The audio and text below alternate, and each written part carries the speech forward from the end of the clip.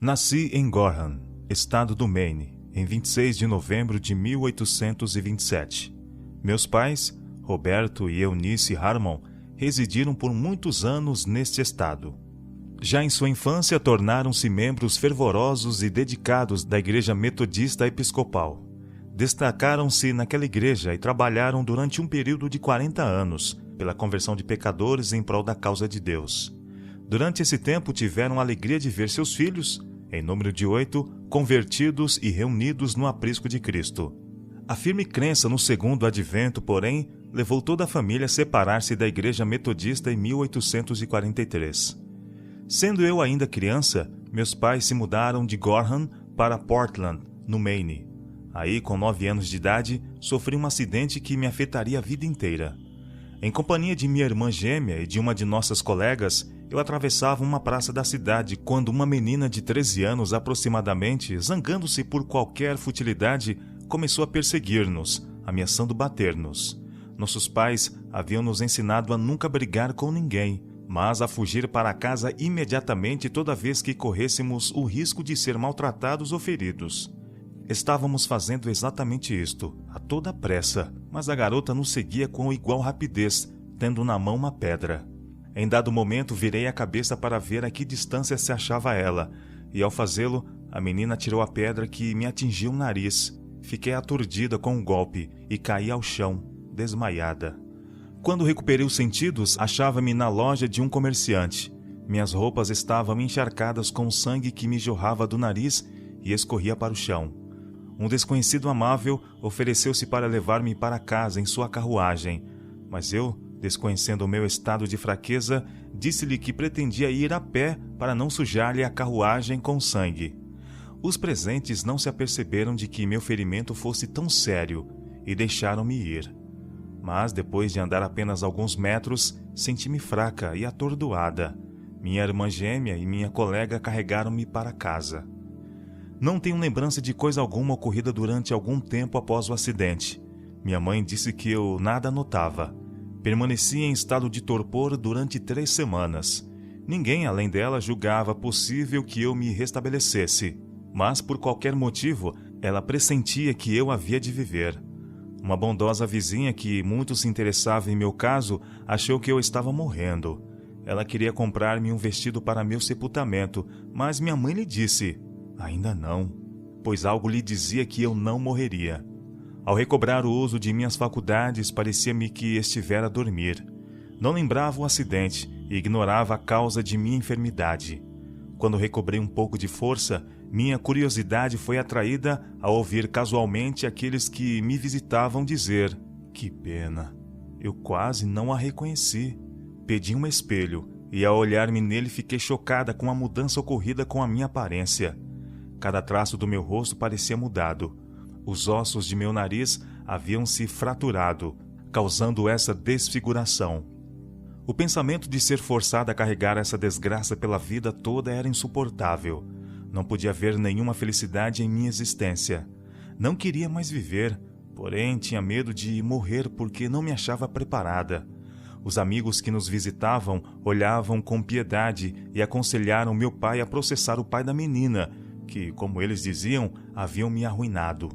Contudo, minha mãe, que era pela paz, disse que se essa atitude trouxesse de volta a minha saúde e aparência, então alguma coisa seria ganha. Mas, como isso era impossível, o melhor era não fazer inimigos por seguir tal conselho. Os médicos achavam que um fio de prata poderia ser colocado em meu nariz para restaurar-lhe a forma. Isso teria sido muito doloroso e eles temeram que tal providência não fosse de muita utilidade, porque eu havia perdido muito sangue e passado por tal estado de choque que minha recuperação era duvidosa.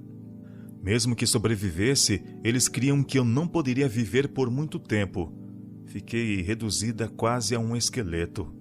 Comecei nessa ocasião a orar ao Senhor, a fim de preparar-me para a morte. Quando amigos cristãos visitavam a família, perguntavam à minha mãe se ela me havia falado a respeito de morrer. Entreouvi isso, o que me agitou. Desejei tornar-me cristã e orei fervorosamente pelo perdão de meus pecados. Senti a paz de espírito que disso provinha e amava a todos, sentindo-me desejosa de que todos estivessem com seus pecados perdoados e amassem a Jesus como eu fazia. Lembro-me bem de uma noite de inverno, quando a neve cobriu o chão, que os céus foram iluminados e tinham um aspecto avermelhado e ameaçador, e pareciam abrir-se e fechar-se, enquanto a neve assemelhava-se a sangue. Nossos vizinhos ficaram muito atemorizados. Mamãe tirou-me da cama e, tomando-me em seus braços, levou-me até a janela. Fiquei feliz. Pensei que Jesus estava voltando. Eu ansiava vê-lo. Meu coração estava transbordante e bati palmas de alegria. Pensei que meus sofrimentos haviam terminado, mas fiquei desapontada. Aquele aspecto singular desapareceu dos céus e na manhã seguinte o sol surgiu como de costume. Eu recobrava forças muito vagarosamente. Quando pude tomar parte nas brincadeiras com minhas amiguinhas, fui obrigada a aprender a amarga lição de que nossa aparência pessoal muitas vezes estabelece diferença no tratamento que recebemos. Por ocasião do acidente, meu pai estava na Geórgia. Ao chegar em casa, abraçou meu irmão e minhas irmãs e perguntou por mim. Recuei timidamente, enquanto minha mãe me apontava, mas meu próprio pai não me reconheceu. Foi-lhe muito difícil acreditar que eu era sua pequena Ellen, a quem ele deixara poucos meses antes como uma feliz e saudável criança. Isso feriu profundamente meus sentimentos, mas tentei parecer animada, embora com o coração despedaçado. Inúmeras vezes na infância pude sentir profundamente meu infortúnio. A mágoa que sentia era forte e trazia-me grande infelicidade. Frequentemente, com o orgulho ferido, mortificada e abatida de espírito, buscava um lugar solitário e tristemente pensava nos sofrimentos que cada dia estava destinada a suportar. O consolo das lágrimas me era negado. Não podia chorar imediatamente, como minha irmã gêmea. Embora meu coração se achasse pesado e dolorido, como se tivesse sido despedaçado, eu não podia derramar uma só lágrima. Eu sentia que seria grande alívio lamentar minhas tristezas. Algumas vezes a bondosa simpatia dos amigos bania-me o desânimo e removia por um tempo o peso que me oprimia o coração. Quão vãos e insignificantes me pareciam os prazeres terrenos. Quão mutável a amizade de meus jovens amigos. Não obstante, esses coleguinhas de escola não eram diferentes da maioria dos adultos. Um rosto bonito, um vestido elegante os atrai. Mas permita-se que a desgraça os atinja e a frágil amizade esfria ou se rompe. Mas quando busquei a meu Salvador, ele me confortou. Busquei fervorosamente ao Senhor na minha angústia e recebi consolação. Sentia-me segura de que Jesus também me amava. Minha saúde parecia irremediavelmente prejudicada. Durante 2 anos não pude respirar pelo nariz e pouco pude frequentar a escola. Parecia-me impossível estudar e reter na memória o que aprendia. A mesma menina que fora a causa de minha infelicidade foi por nossa professora nomeada monitora e competia-lhe ajudar-me na escrita e em outras matérias. Ela se mostrava sempre sinceramente entristecida pelo grande mal que me causara, embora eu tivesse cuidado em não lhe lembrar disso. Era meiga e paciente comigo. Mostrava-se triste e pensativa quando me via lutando com sérias desvantagens para instruir-me. Meu sistema nervoso estava abalado e minhas mãos tremiam tanto que pouco progresso fiz na escrita e não pude conseguir mais do que simples cópias com má caligrafia. Esforçando-me por concentrar-me nos estudos, as letras da página pareciam embaralhar-se. Grandes gotas de suor afloravam-me ao rosto e eu me atordoava e desfalecia. Tinha uma tosse rebelde e meu organismo todo parecia debilitado. Minhas professoras aconselhavam-me a abandonar a escola e não retomar os estudos antes de minha saúde melhorar. Foi a mais forte luta de minha juventude, ceder à fraqueza e decidir que deveria abandonar os estudos e renunciar a toda a esperança de instruir-me. 3 anos mais tarde, enfrentei mais dificuldades ao querer estudar novamente. Quando tentei prosseguir nos estudos, a saúde declinou rapidamente e parecia que se permanecesse na escola seria às custas da própria vida. Não mais pude ir à escola.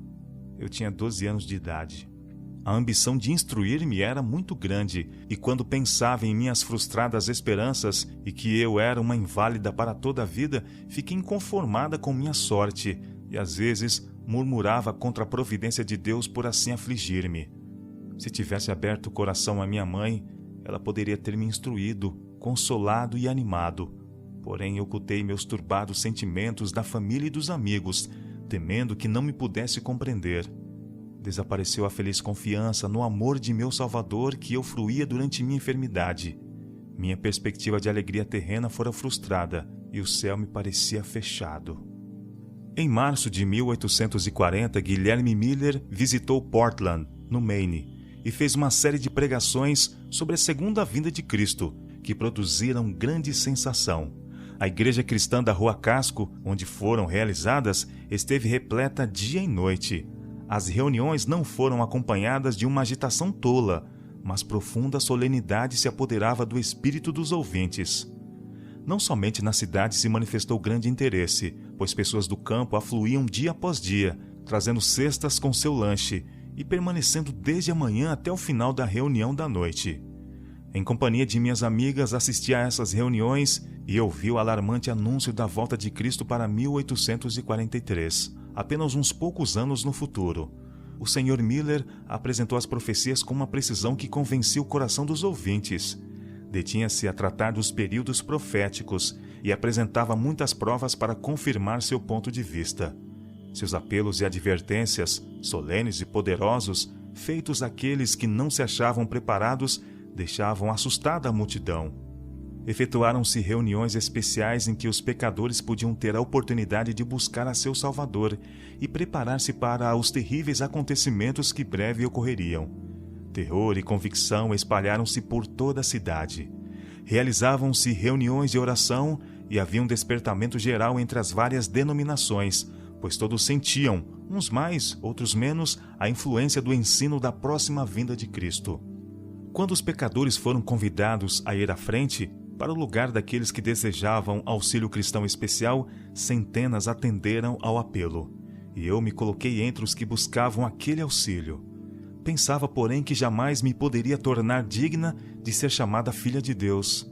A falta de confiança própria e a convicção de que seria impossível fazer com que alguém compreendesse meus sentimentos impediram-me de buscar conselho e auxílio de minhas amigas cristãs. Assim, vagueava desnecessariamente em trevas e desespero, enquanto elas, sem conhecer o meu íntimo, ignoravam completamente o meu estado. Certa noite, meu irmão Roberto e eu estávamos voltando para casa, após o encontro onde havíamos ouvido a mais impressionante palestra sobre o vindouro reino de Cristo, seguida de um fervoroso e solene apelo dirigido a cristãos e pecadores, rogando-lhes que se preparassem para o juízo e a vinda do Senhor. Meu coração agitou-se pelo que eu vi, e tão profunda foi minha convicção que temi não ser poupada pelo Senhor. Estas palavras ressoavam-me aos ouvidos. O grande dia do Senhor está perto. Sofonias capítulo 1, verso 14. Quem subsistirá quando ele aparecer? Malaquias capítulo 3, verso 2. A linguagem do meu coração era: poupa-me, ó Senhor, através da noite. Não me leves em meus pecados. Tem piedade de mim, salva-me. Pela primeira vez tentei explicar os meus sentimentos ao meu irmão Roberto, que era 2 anos mais velho do que eu. Disse-lhe que não me atrevia a repousar ou dormir até que soubesse que Deus havia perdoado os meus pecados. Meu irmão não respondeu de pronto, mas o motivo de seu silêncio me era muito claro. Ele chorava em simpatia por meu sofrimento. Isso me animou a confiar nele ainda mais e confessar-lhe que ansiei pela morte naqueles dias quando a vida me parecia um fardo demasiado pesado para eu levar. Mas agora, o pensamento de que eu poderia morrer em estado pecaminoso e perder-me eternamente encheu-me de terror. Perguntei-lhe se ele achava que Deus pouparia minha vida por aquela noite, se eu a passasse angustiando-me em oração. Ele respondeu: penso que ele o fará, se você buscá-lo com fé, e eu orarei por você e por mim. Ellen, nunca devemos esquecer as palavras que ouvimos esta noite. Chegando em casa, passei a maior parte das longas horas da noite em oração e lágrimas. Uma das razões que me levou a esconder meus sentimentos dos amigos foi o temor de ouvir palavras de desencorajamento. Minha esperança era tão pequena e minha fé tão fraca que temi que se alguém soubesse de minha condição, eu imergiria em desespero. Entretanto, eu ansiava por alguém que me dissesse o que fazer para ser salva, que passos dar para encontrar meu Salvador e entregar-me inteiramente ao Senhor. Achei que ser cristão era algo muito elevado e que isso requeria esforço especial da minha parte. Minha mente permaneceu nessa condição durante meses. Eu costumava assistir às reuniões na igreja metodista com meus pais, mas, desde que me interessara no breve aparecimento de Cristo, passei a ir aos encontros da Rua Casco. No verão seguinte, meus pais foram à reunião campal metodista, em Buxton, Maine, levando-me com eles. Eu estava plenamente resolvida a buscar fervorosamente o Senhor ali e alcançar, se possível, o perdão de meus pecados. Havia grande anelo em meu coração pela esperança cristã e a paz que vem pela fé. Muito me animei ouvindo um sermão sobre as palavras: irei ter com o rei, e perecendo, pereço. Esther capítulo 4, verso 16. Em suas considerações, o orador referiu-se àqueles que vagavam entre a esperança e o temor, anelando serem salvos de seus pecados e receberem o amor remidor de Cristo, e, no entanto, pela timidez e receio do fracasso, se conservavam em dúvida e escravidão. Aconselhava a tais pessoas que se entregassem a Deus e, sem mais demora, confiassem em sua misericórdia. Encontrariam um Salvador compassivo, pronto para lhes apresentar o cetro da misericórdia, assim como Assuero ofereceu a Esther o sinal de seu favor. Tudo que se exigia do pecador, trêmulo ante a presença de seu Senhor, era que estendesse a mão da fé e tocasse o cetro de sua graça. Aquele toque asseguraria perdão e paz. Aqueles que esperavam tornar-se mais dignos do favor divino, antes de se arriscarem a alcançar as promessas de Deus, estavam cometendo um erro fatal. Somente Jesus purifica do pecado. Apenas Ele pode perdoar nossas transgressões. Ele assumiu o compromisso de ouvir as petições e deferir as orações dos que, pela fé, a Ele recorrem. Muitos têm uma ideia vaga de que devem fazer algum esforço extraordinário a fim de alcançar o favor de Deus. Toda confiança própria, porém, é vã. É unicamente ligando-se a Jesus pela fé que o pecador se torna filho de Deus, cheio de esperança e crença. Essas palavras me consolaram e deram-me uma visão do que devia fazer para ser salva. Passei então a ver mais claramente meu caminho, e as trevas começaram a dissipar-se. Fervorosamente busquei o perdão de meus pecados e esforcei-me para entregar-me inteiramente ao Senhor. Meu espírito, porém, debatia-se muitas vezes em grande angústia, pois eu não experimentava o êxtase espiritual que considerava deveria ser a prova de minha aceitação da parte de Deus, e não ousava crer que, sem isso, estivesse convertida.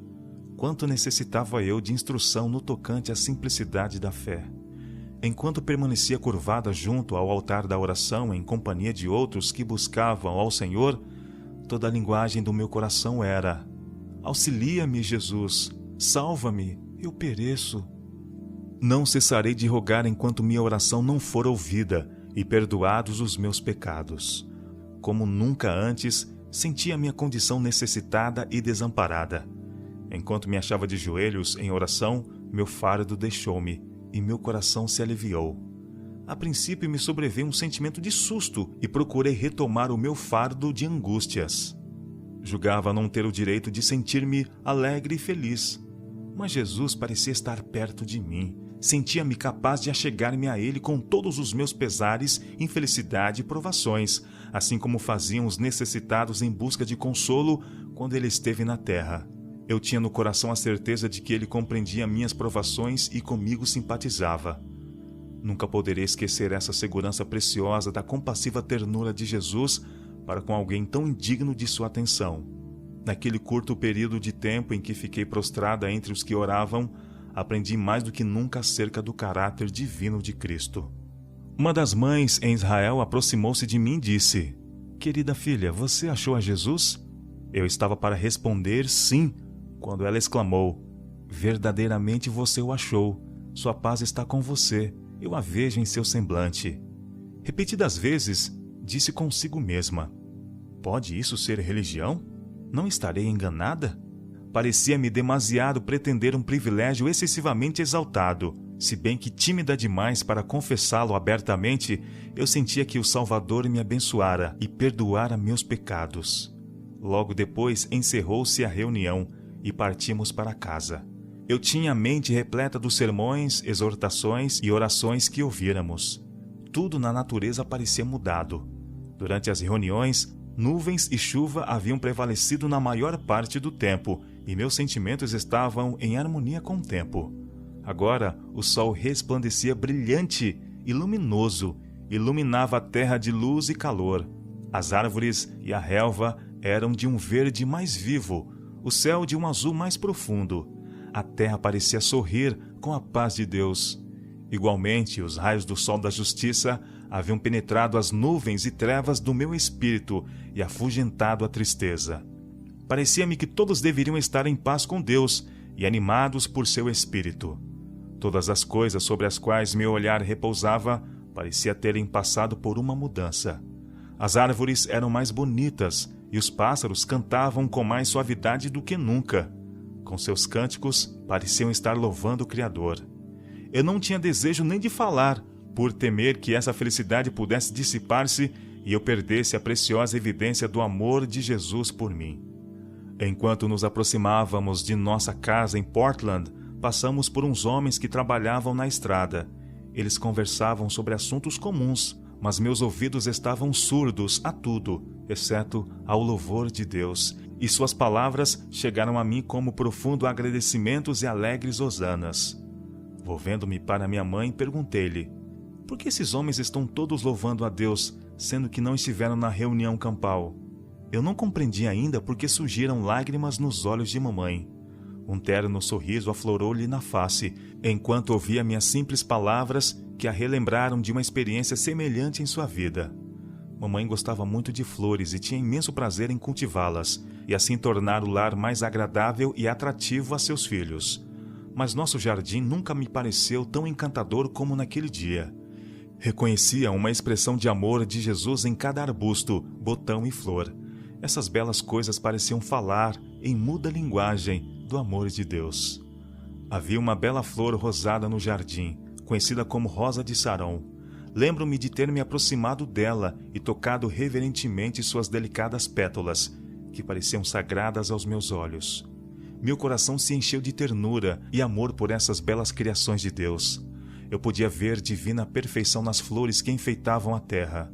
Deus cuidava delas e as tinha sob seus olhos que tudo vem. Fora Ele quem as fizera, e eis que eram boas.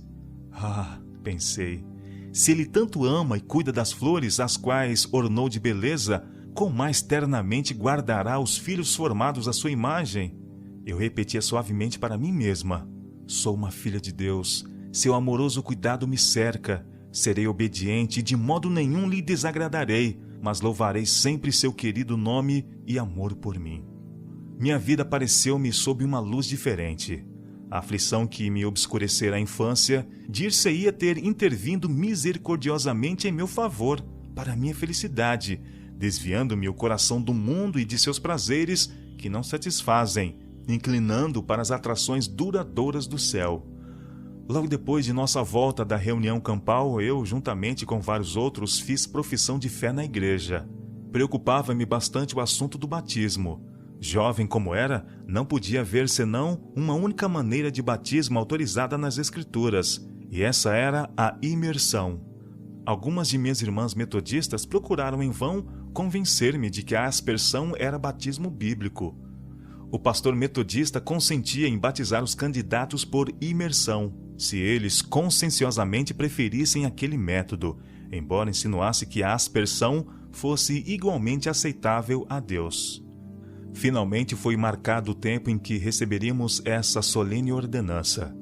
Foi um dia de muito vento que nós, em número de 12, fomos ao mar para sermos batizados.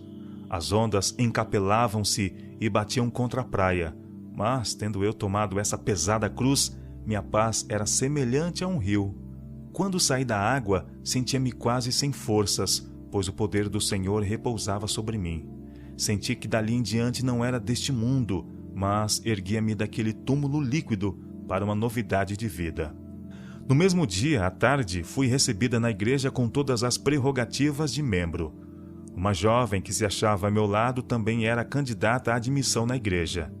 Minha mente encontrava-se feliz e em paz, até que notei anéis de ouro cintilando nos dedos daquela irmã e grandes e vistosos brincos em suas orelhas.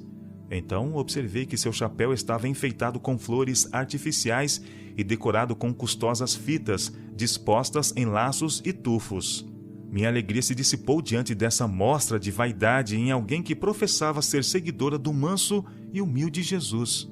Eu esperava que o pastor dirigisse alguma discreta reprovação ou conselho a essa irmã, mas parece que ele estava desatento a seus vistosos adornos, e nenhuma repreensão foi feita.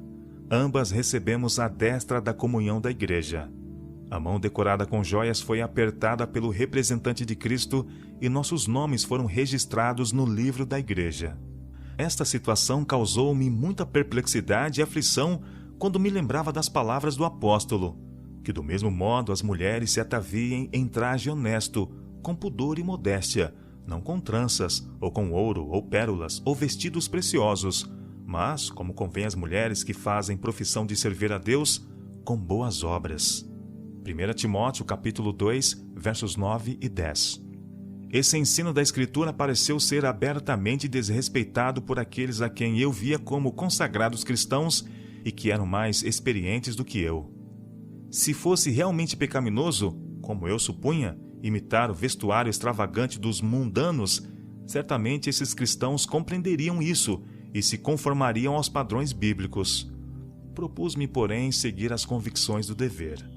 Eu sentia que era contrário ao espírito do Evangelho dispensar tempo e dinheiro dados por Deus para a ornamentação pessoal, que a humildade e a abnegação seriam mais adequadas àqueles cujos pecados custaram o infinito sacrifício do Filho de Deus.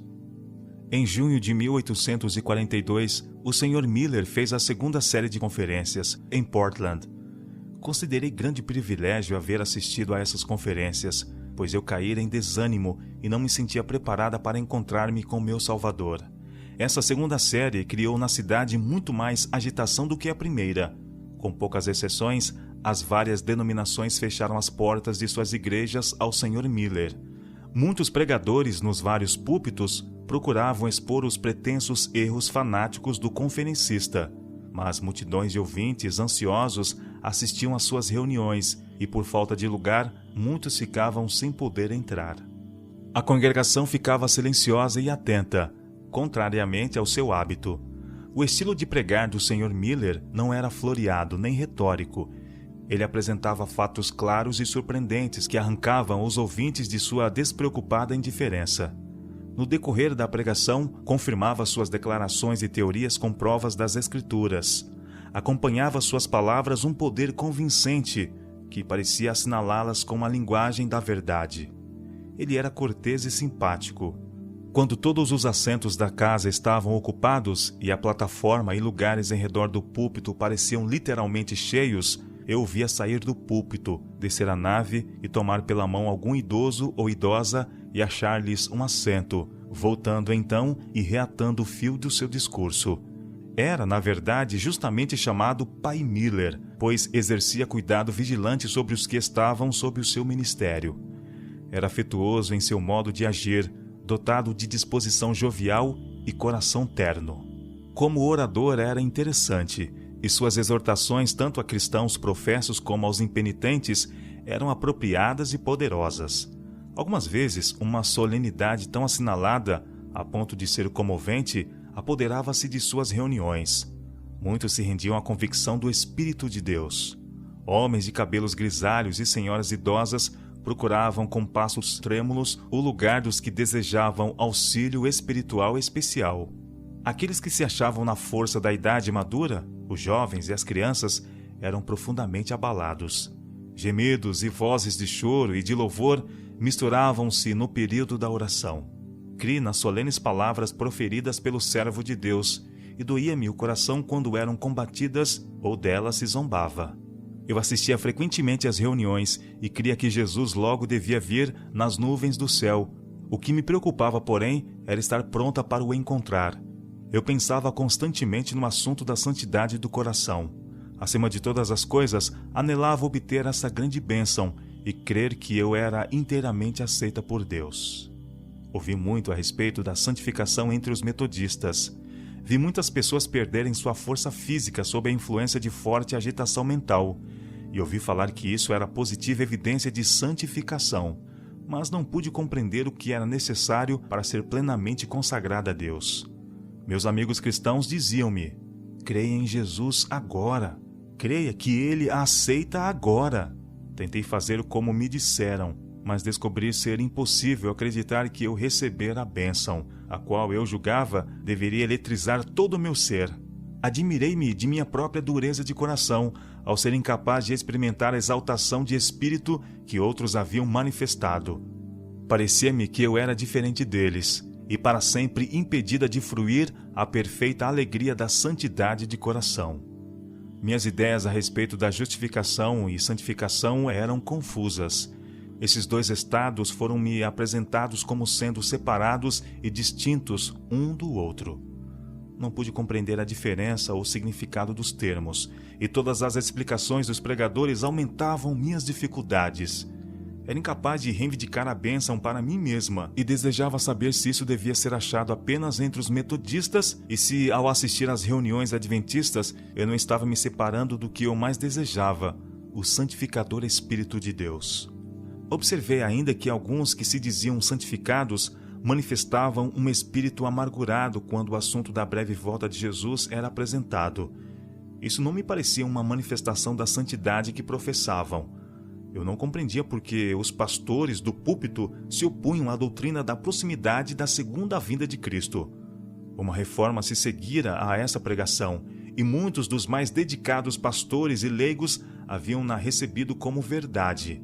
Eu tinha a impressão de que os que amavam sinceramente a Jesus deviam estar prontos para aceitar as boas novas de seu retorno e rejubilar-se com a sua proximidade. Senti que apenas poderia reivindicar aquilo que eles chamavam de justificação. Li nas Escrituras que sem a santificação nenhum homem poderia ver a Deus. Nesse caso, havia alguma elevada consecução que eu deveria alcançar antes de estar segura da vida eterna. Estudei o assunto diligentemente, pois cria que Cristo estava prestes a vir e eu temia que ele me achasse despreparada para encontrá-lo. Palavras de condenação ressoavam dia e noite em meus ouvidos, e meu constante clamor a Deus era: que é necessário que eu faça para me salvar? Atos capítulo 16, verso 30. Em minha mente, a justiça de Deus eclipsava sua misericórdia e amor. Eu havia sido ensinada a crer num inferno continuamente a arder, e o aterrorizante pensamento que estava sempre diante de mim era que meus pecados eram tão grandes para serem perdoados e que eu estava perdida para sempre. As assustadoras descrições que eu ouvira sobre os perdidos marcaram-me profundamente. No púlpito, os pastores pintavam quadros vivos da condição dos perdidos. Eles ensinavam que Deus não se propôs a salvar a ninguém, senão os santificados. Os olhos de Deus estavam sempre sobre nós. Cada pecado era registrado e receberia sua justa punição. O próprio Deus mantinha os livros com a exatidão de sua infinita sabedoria, e cada pecado que cometemos era fielmente anotado contra nós. Satanás era representado como ávido por apoderar-se das presas e lançá-las na mais profunda angústia, exultando sobre seus sofrimentos nos horrores de um inferno eternamente a queimar, onde, depois de torturá-las por milhares e milhares de anos, vagas ardentes levariam à superfície contorcidas vítimas que gritariam: "Até quando, Senhor? Até quando?" Então a resposta trovejaria no abismo: "Por toda a eternidade."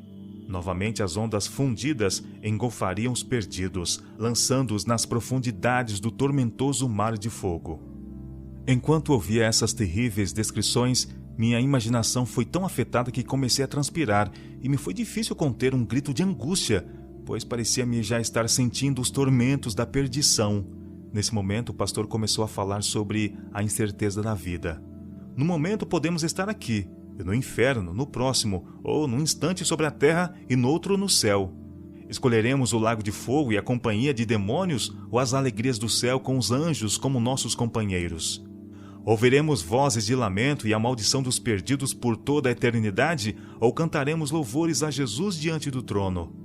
Nosso Pai Celestial foi me apresentado como um tirano que se deleitava nas agonias dos condenados e não como o terno e compassivo amigo dos pecadores, que ama suas criaturas com amor que ultrapassa todo entendimento e que deseja vê-los salvos em seu reino. Meus sentimentos estavam muito abalados. Eu receava causar dor a qualquer criatura vivente. Quando via animais maltratados, meu coração se condoía. Talvez minhas simpatias fossem mais facilmente despertadas pelo sofrimento, porque eu mesmo havia sido vítima de impensada crueldade, que resultou num dano que obscureceu minha infância.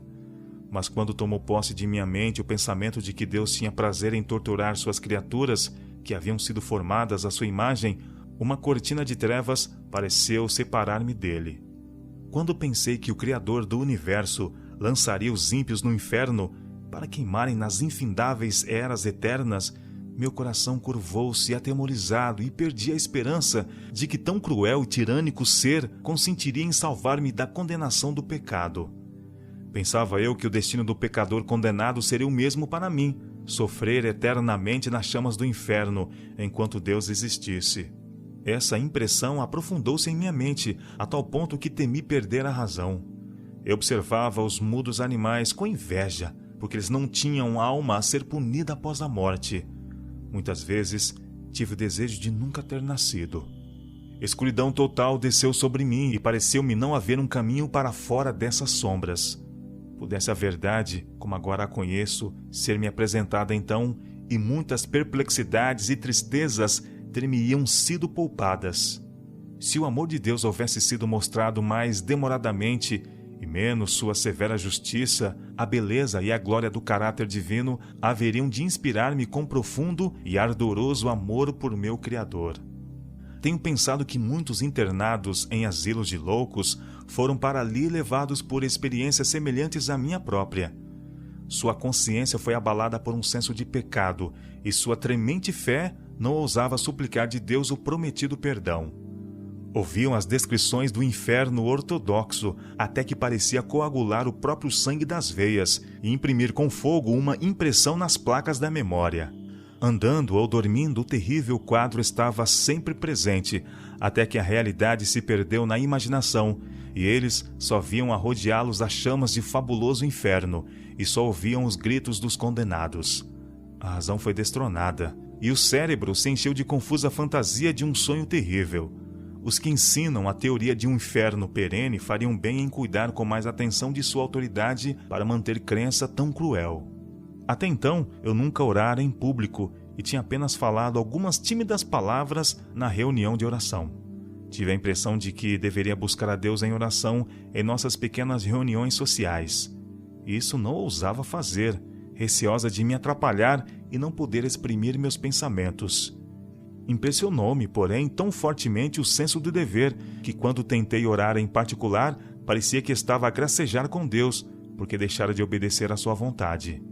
Venceu-me o desespero e por 3 longas semanas nenhum raio de luz penetrou a escuridão que me rodeava. Intensos eram os meus sofrimentos mentais. Algumas vezes, durante a noite toda, eu não ousava cerrar os olhos, mas esperava até que minha irmã gêmea dormisse profundamente. Deixava então silenciosamente o leito e me ajoelhava no soalho, orando em silêncio com uma agonia intensa que se não pode descrever. Os horrores de um inferno a arder eternamente estavam sempre diante de mim. Sabia que era impossível viver por muito tempo nesse estado e não ousava morrer e enfrentar a terrível sorte do pecador. Com que inveja eu olhava aqueles que reconheciam a sua aceitação por parte de Deus. Quão preciosa parecia para o meu coração agoniado a esperança cristã. Frequentemente eu ficava prostrada em oração quase a noite toda, gemendo e tremendo com angústia inexprimível e desespero indescritível. Senhor, tem misericórdia, era meu clamor, e semelhante ao pobre publicano, eu não ousava levantar os olhos para o céu, mas curvava a fronte para o soalho. Fiquei muito magra e fraca, e não obstante ocultei meu sofrimento e desespero. Enquanto me achava nesse estado de desânimo, tive um sonho que me produziu profunda impressão. Sonhei que vi um templo em que muitas pessoas estavam se reunindo. Apenas os que se refugiassem naquele templo seriam salvos quando terminasse o tempo. Todos os que ficassem fora estariam para sempre perdidos. A multidão que se achava fora e prosseguia com seus vários interesses caçoava e ridicularizava os que estavam entrando no templo, e dizia-lhes que esse meio de segurança era um sagaz engano e que, de fato, não havia perigo algum para se evitar. Chegaram a lançar mãos de alguns para impedir-lhes a entrada. Receosa de ser escarnecida, achei melhor esperar até que a multidão se dispersasse ou até que eu pudesse entrar sem ser observada por eles. Mas o número aumentava em vez de diminuir, e receando ficar muito atrasada, saí apressadamente de casa e atravessei a multidão. Na minha ansiedade por atingir o templo, não notava a multidão que me cercava, nem com ela me ocupava.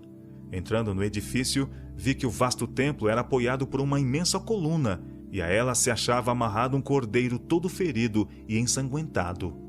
Nós, que nos achávamos presentes, parecíamos saber que esse cordeiro fora lacerado e ferido por nossa causa. Todos os que entravam no templo deveriam ir diante dele e confessar seus pecados. Exatamente diante do cordeiro estavam assentos elevados, sobre os quais se sentava um grupo de pessoas que parecia muito feliz. A luz celeste parecia resplandecer-lhes no rosto, e louvavam a Deus e entoavam alegres cânticos de ação de graças que se assemelhavam à música dos anjos. Esses eram os que se haviam apresentado diante do Cordeiro, confessando os seus pecados, recebido perdão e agora, em alegre expectativa, aguardavam algum acontecimento feliz. Mesmo depois que entrei no edifício, sobreveio-me um receio e uma sensação de vergonha de que eu devesse humilhar-me diante daquele povo. Mas eu parecia ser compelida a ir para a frente, e vagarosamente caminhei em redor da coluna a fim de defrontar-me com o Cordeiro. Quando uma trombeta soou, o templo foi abalado. Brados de triunfos levantaram dos santos reunidos, e um intenso brilho iluminou o edifício. Então tudo passou a ser trevas intensas. Toda aquela gente feliz desaparecera com brilho, e fui deixada só no silencioso terror da noite. Despertei em agonia de espírito e não pude convencer-me de que estivera a sonhar. Parecia-me que minha sorte estava fixada e que o Espírito do Senhor me havia abandonado para não mais voltar. Logo depois disso, tive outro sonho. Parecia-me estar sentada em desespero aterrador, com as mãos no rosto, refletindo assim: se Jesus estivesse na terra, eu iria a ele e me lançaria a seus pés e lhe contaria todos os meus sofrimentos. Ele não se desviaria de mim, teria misericórdia, e eu o amaria e serviria sempre. Exatamente nesse momento se abriu a porta, e entrou uma pessoa de porte e semblante belos. Olhou para mim compassivamente e disse: você deseja ver a Jesus? Ele está aqui, e você pode vê-lo, se desejar. Tome tudo que possui e siga-me. Ouvi isso com indizível alegria, e alegremente ajuntei todas as minhas pequenas posses, e toda a bugiganga que como tesouro eu guardava, e segui a meu guia. Ele me conduziu a uma escada íngreme e aparentemente frágil. Começando a subir os degraus, aconselhou-me a conservar o olhar fixo para cima, a fim de que não me atordoasse e caísse. Muitos outros que estavam fazendo essa íngreme ascensão caíam antes de alcançar o topo. Finalmente atingimos o último degrau e paramos diante de uma porta. Ali meu guia me informou que eu devia deixar todas as coisas que trouxera. Alegremente eu as depus. Então ele abriu a porta e me mandou entrar. Em um instante achei-me diante de Jesus. Não havia dúvida quanto àquele belo semblante. Aquela expressão de benevolência e majestade não poderia pertencer a nenhum outro. Quando seu olhar pousou sobre mim, vi logo que ele estava familiarizado com todas as circunstâncias de minha vida e todos os meus íntimos pensamentos e sentimentos. Procurei fugir de seu olhar, sentindo-me incapaz de suportá-lo por ser tão penetrante. Ele, porém, se aproximou com um sorriso e, pondo a mão sobre minha cabeça, disse: não tema. O som de sua doce voz agitou-me o coração com uma felicidade que nunca experimentara antes.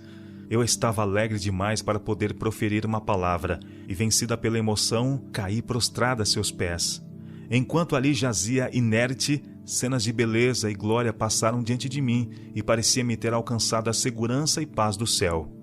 Finalmente recuperei as forças e levantei-me. O olhar amorável de Jesus ainda estava sobre mim, e seu sorriso enchia o meu coração de alegria. Sua presença despertou em mim santa reverência e amor inexprimível. Meu guia abriu então a porta, e ambos saímos. Mandou que eu tomasse de novo todas as coisas que havia deixado fora. Isso feito, entregou-me um fio verde muito bem enovelado.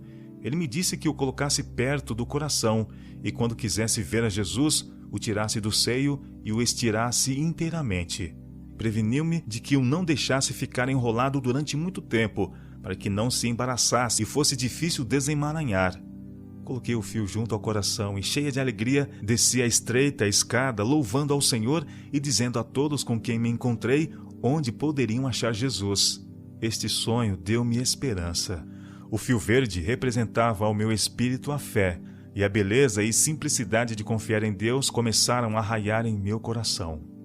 Agora confiava todas as minhas tristezas e perplexidades à minha mãe. Ela me manifestava muita ternura e me animava, sugerindo-me que fosse aconselhar-me com o pastor Stockman, que então pregava em Portland a doutrina do advento.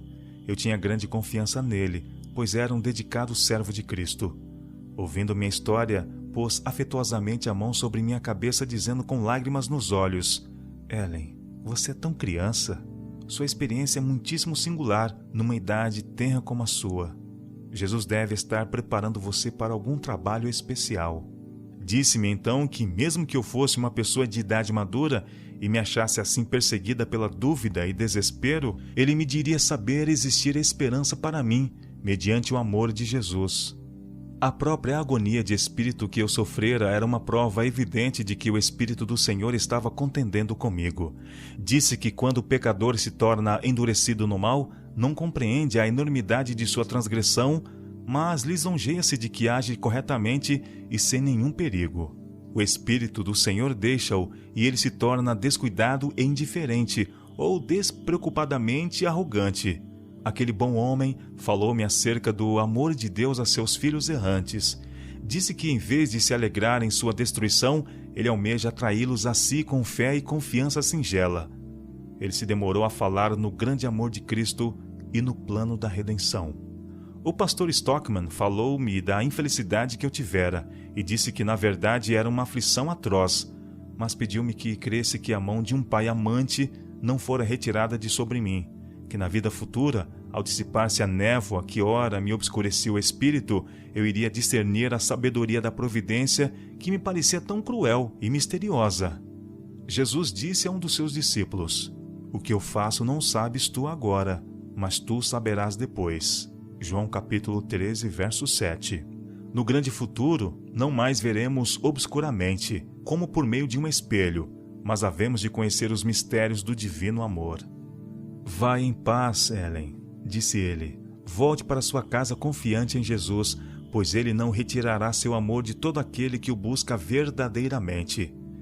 Então orou fervorosamente por mim, e parecia-me que Deus certamente ouvira a oração de seu santo, mesmo que minhas humildes petições não fossem atendidas. Saí de sua presença confortada e animada. Durante os poucos minutos que passei recebendo a instrução do pastor Stockman, obtive mais conhecimento sobre o assunto do amor de Deus e de sua compassiva ternura do que de todos os sermões e exortações que já ouvira. Voltei para casa e de novo me pus perante o Senhor, prometendo fazer tudo o que ele pudesse exigir de mim, se tão somente o sorriso de Jesus me animasse o coração. Foi-me apresentado o mesmo dever que antes me perturbara o espírito: tomar a minha cruz entre o povo de Deus congregado. A oportunidade não tardou. Naquela noite, houve uma reunião de oração a qual assisti. Quando todos se ajoelharam para orar, prostrei-me com eles, trêmula.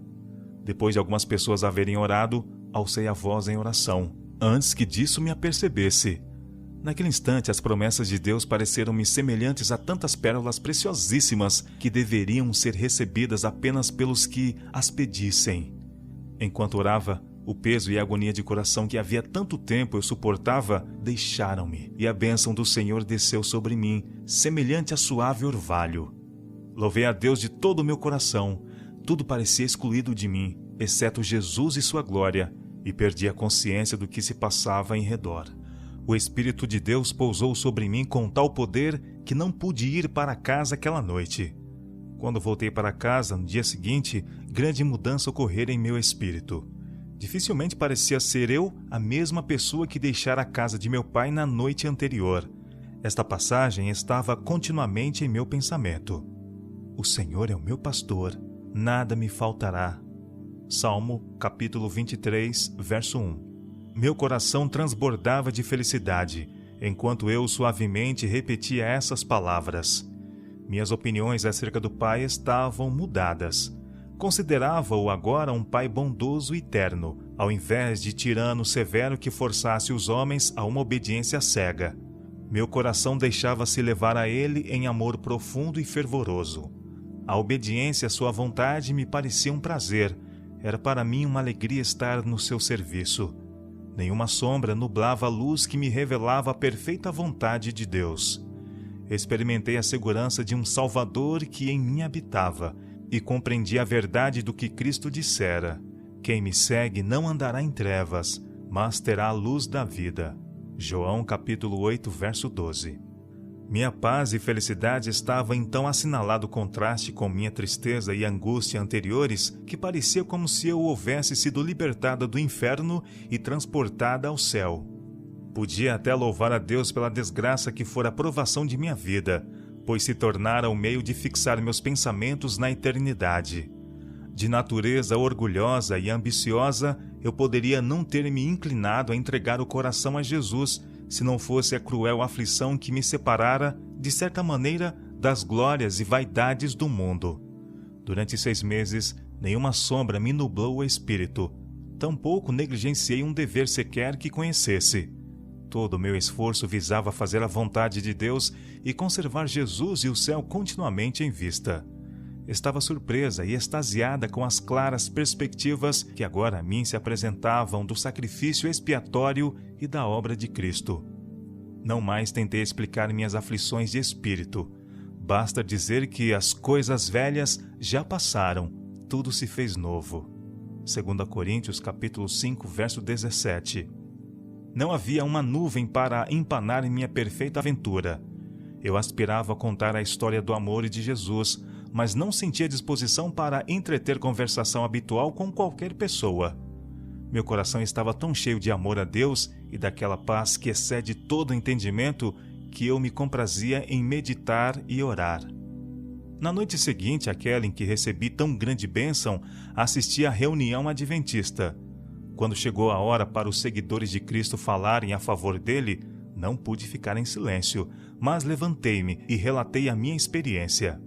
Nenhum pensamento me viera à mente quanto ao que deveria dizer, mas a singela história do amor de Jesus para comigo caiu-me dos lábios com perfeita liberdade, e meu coração estava tão feliz por ter se libertado de seu cativeiro de negro desespero que perdi de vista o povo em redor de mim e parecia-me estar sozinha com Deus. Não encontrei dificuldade em expressar minha paz e felicidade, a não ser nas lágrimas de gratidão que me embargavam a voz quando falei do prodigioso amor que Jesus havia demonstrado para comigo. O pastor Stockman estava presente. Ele me vira recentemente em profundo desespero, e ao constatar agora a notável mudança que se realizara em minha aparência e sentimentos, emocionou-se. Ele chorou em voz alta, alegrando-se comigo e louvando a Deus por essa prova de sua terna misericórdia e amorável bondade. Não muito tempo depois de receber esta grande bênção, assisti a uma assembleia da Igreja Cristã que o pastor Brown dirigia. Fui convidado a relatar minha experiência e não somente senti grande liberdade de expressão, mas também felicidade em contar minha singela história do amor de Jesus e da alegria de ser aceita por Deus. Enquanto eu falava com o coração submisso e olhos lacrimosos, parecia ter a mente atraída para o céu em ações de graças. O poder sensibilizador do Senhor apossou-se do povo congregado. Muitos choravam e outros louvavam a Deus. Os pecadores foram convidados a levantar-se para que se fizessem orações em seu favor, e muitos atenderam.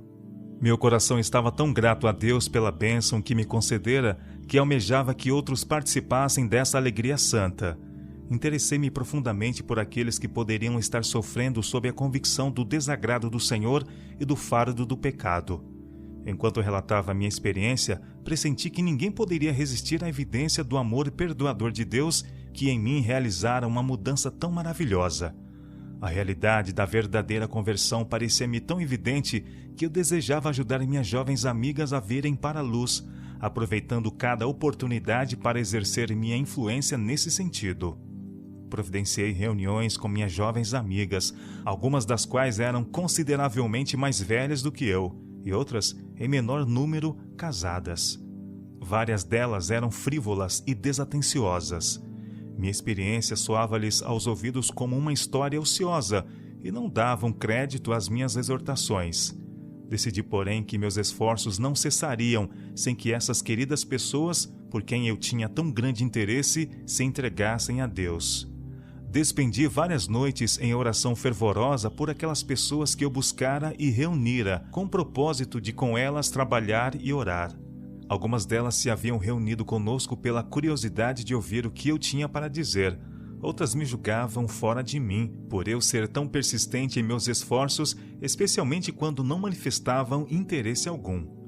Mas em cada uma de nossas pequenas reuniões, continuei a exortar e a orar em prol de cada uma separadamente, até que todas se entregassem a Jesus, reconhecendo os méritos de seu amor perdoador. Todas se converteram a Deus. Noite após noite, em meus sonhos, eu parecia estar trabalhando pela salvação de seres humanos. Em tais casos, eram-me apresentados ao Espírito casos especiais. Estes eu procurava mais tarde, orando com as pessoas envolvidas. Com exceção de uma, todas essas pessoas se entregaram ao Senhor. Alguns dos nossos irmãos mais formalistas temiam que eu fosse demasiado zelosa pela conversão das pessoas, mas o tempo parecia-me tão curto que eu cria devessem todos, que possuíssem a esperança de uma bem-aventurada imortalidade e aguardassem a próxima vinda de Cristo, trabalhar sem cessar por aqueles que ainda estavam em pecados e se encontravam à beira de terrível ruína. Conquanto fosse muito jovem, o plano da salvação era-me tão claro e minha experiência pessoal tão assinalada que, considerando a questão, compreendi ser meu dever continuar meus esforços pela salvação de vidas preciosas, orar e confessar a Cristo em toda oportunidade. Todo o meu ser foi consagrado ao serviço de meu Mestre. Tomei a determinação de, acontecesse o que acontecesse, agradar a Deus e viver como alguém que esperava o Salvador voltar e recompensar os fiéis. Sentia-me semelhante a uma criancinha que se dirigisse a Deus como a seu pai, perguntando-lhe o que queria que fizesse. Então, como me fosse explicado o meu dever, em cumpri-lo eu sentia a maior das felicidades. Provações peculiares algumas vezes me assediavam. Os mais experientes do que eu esforçavam-se por deter-me e diminuir o ardor de minha fé, mas com os sorrisos de Jesus a iluminar a minha vida e o amor de Deus no coração, prossegui em meu caminho com alegria. Sempre que me recordo da experiência de minha infância, meu irmão, o confidente de minhas esperanças e temores, o sincero simpatizante de minha vida cristã, vem-me à lembrança numa torrente de ternas memórias. Ele foi um daqueles a quem o pecado apresentou poucas tentações.